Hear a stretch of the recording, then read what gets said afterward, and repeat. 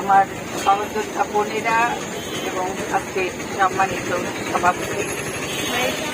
আজকে সারা বাংলাদেশে একযোগে ঠিক 3:30টার সময় আমাদের যতগুলো জেলা আছে 58টা জেলায় একসাথে আমরা মানববন্ধন করছি। এই মানববন্ধনটা আমরা কিন্তু এবছর নতুন করছি তা নয়, কারণ আমরা বিগত কয়েক বছর ধরেই দেখে আসছি যে শারদীয় দুর্গাপুজোকে সামনে রেখে সাম্প্রদায়িক যে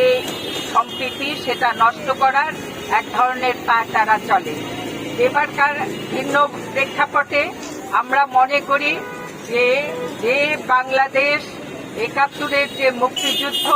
যেটা বৈষম্যপূর্ণ একটা অসাম্প্রদায়িক সমাজের জন্য,